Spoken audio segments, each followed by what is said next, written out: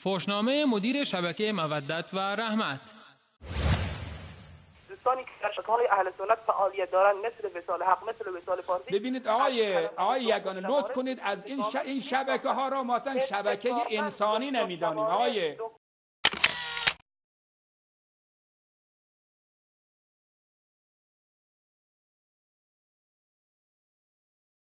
آقای یگانه ببین عزیز من، ما این شبکه های هتاک، فحاش، این که اصلا شرف رو زیر پا گذاشتن، این شبکه هایی که شما دارید نام میبرید، شبکه هایی که دارن هتاکی میکنن، فحش میدن، اصلا ما این شبکه و گردانندگانشون رو از دایره انسانیت بیرون میدانیم و لذا ما برای اینها ارزش انسانی و شبکه قائل نیستیم.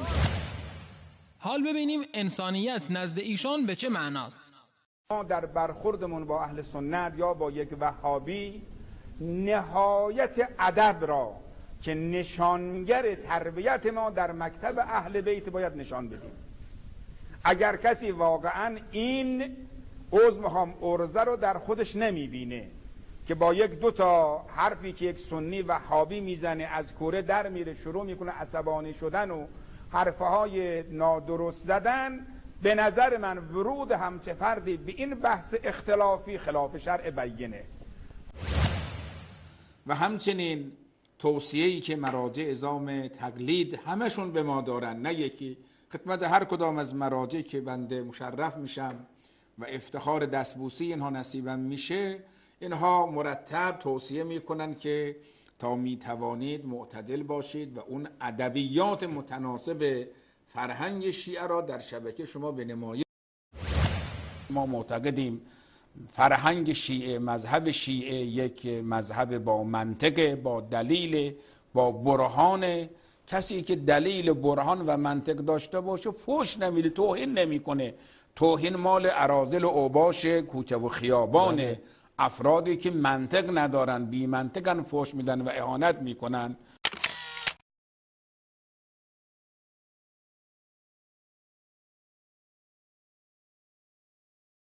وقت یک افراد به قول اگر جسارت نشه به اراذل و اوباش، نمیدونم اراذل و اوباش از کدام به قول کوچه و پس کوچه پیدا میکنن، میارن به عنوان کارشناس محقق ادیان.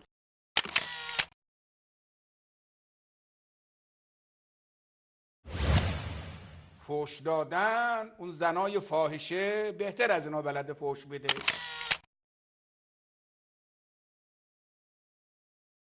فحش دادن که هنر نیست.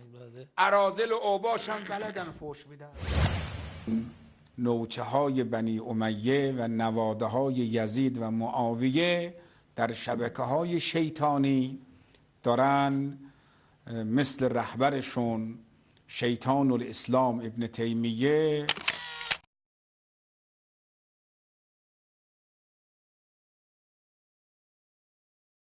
یک سری شبهاتی رو مطرح میکنن که واقعا قلب هر بیننده رو به درد میاره.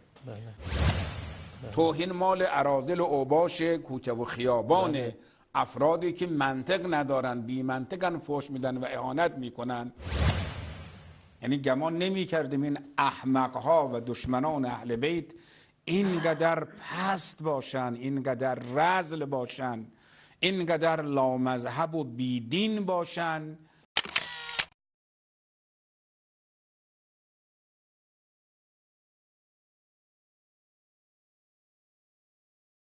از کوزه همان برون تراود که دروست.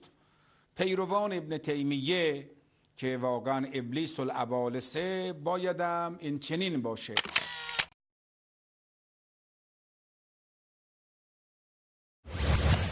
بابا تو راست میگی، بر پدر و جد اجداد دروغگو لعنت.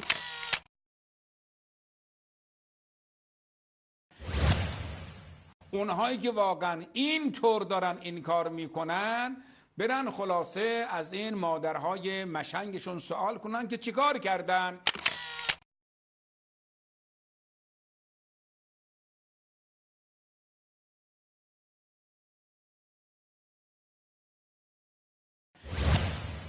فحش دادن، اون زنای فاحشه بهتر از اینا بلد فحش بده.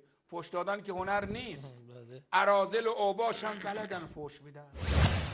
تو بی سوادی، تو احمقی، تو هیچی نداری در چنتت، هیچی نداری جز فحش و جز اهانت و دیگه به قول آبرو حیثیتی برای تو، برای شما عرض کنم نماند.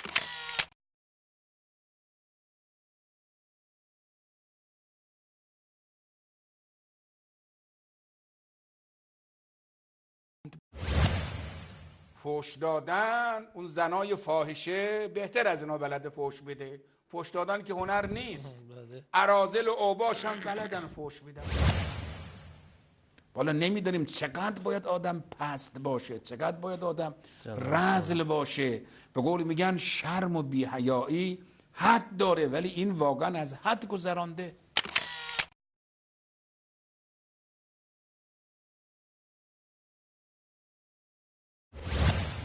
باید این جناب آقای سجودی تشخیص بده که این آقایان قبل از اینکه بیان روی برنامه چه مصرف کردن.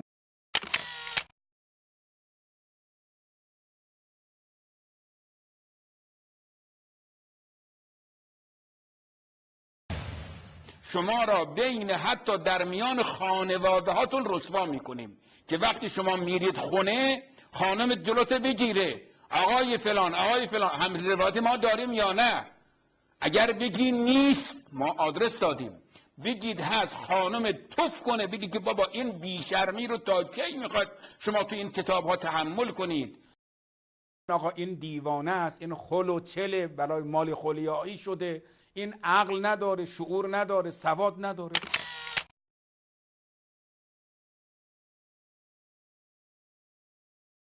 خب اینها برای شما اینها ملاک نیست.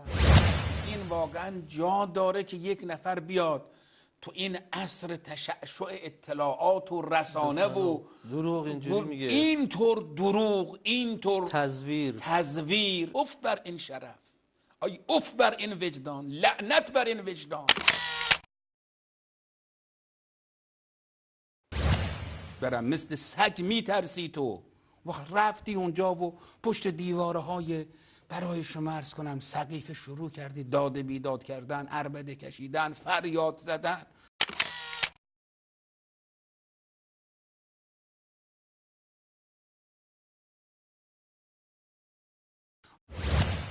فحش دادن، اون زنای فاحشه بهتر از اینا بلده فحش بده.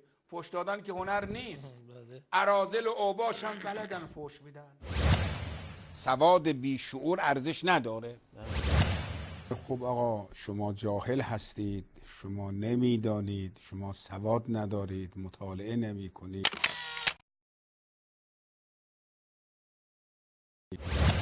خب عقل این آقا به اندازه گاوه دیگه، بیش از این ما نمیتونیم بگیم دیگه. شعورش غیرش همین اندازه بیشتر نمیتونه تشخیص بده. و ما این که ایشون نقل کردن از خانم خادم که از اون خانم های جلسه ای هست و چنین چنان، حالا انشالله به قول مسائل یه مقدار بازتر خواهد شد بعد از این. ما یه مقدار دوست نداریم که یه مقدار نسبت به خواهرای عزیز و مکرمون که میرن اونجا و از حیثیت خودشون و آبروی خودشون مایه میگذارن تا وهابی‌ها خوششون بیاد. من نصیحت میکنم به عنوان یک برادر شما را، خواهران عزیز من، دختران عزیز من، اینها اینقدر ارزش ندارن که شما حیثیت خودتون رو، آبروی خودتون رو به این شکل برای اینها به حراج بگذارید. لعنت خدا و ملائکه و جمیع جن بر شما و بر پدر مادر شما که اینطور بی‌حیا شما رو تربیت کرده و بر اساتید شما که ادب برای شما یاد نداده.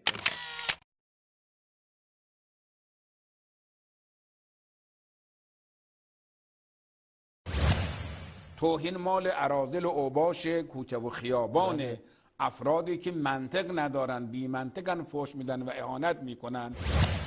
آقا تو راست میگی، لعنت الله علی الکاذبین، لعنت خدا و ملائکه و جمیع جن انس که بخواد اینطور دروغ بگی و افترا ببند. من به نظرم شما باید به بیمارستان‌های روانی مراجعه کنید، اول یه مدتی بستری بشید اونجا، مداوا کنید خودتون رو عزیز من، بعد بیایید شبکه باز کنید عزیز من.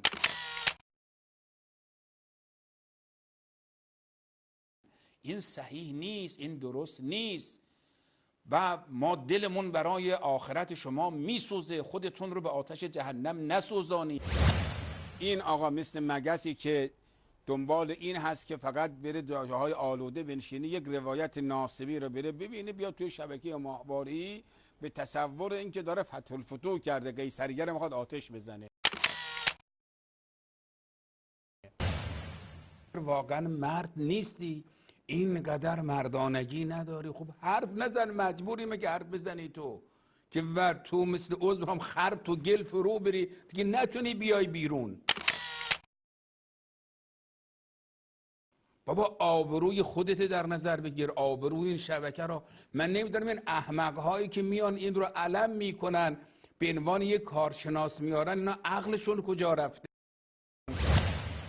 فوش دادن، اون زنای فاحشه بهتر از اینا بلده فوش بده. فوش دادن که هنر نیست، اراذل و اوباش هم بلدن فوش بدن.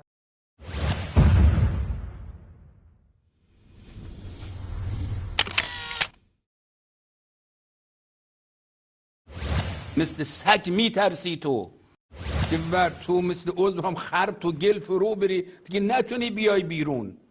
خب عقل این آقا به اندازه گاوه. این آقا مثل مگسی که دنبال این هست که فقط بره جاهای آلوده بنشینی. از این مادرهای مشنگشون سوال کنن که چیکار کردن. این احمقها اینقدر پست باشن، اینقدر رذل باشن، به قول میگن شرم و بی‌حیایی حد داره دیگه. به قول آبرو حیثیتی برای تو، برای شما عرض کنم نماند. این خل و چل برای مال خلیایی شده. آقا این دیوانه است، این عقل نداره، شعور نداره، سواد نداره.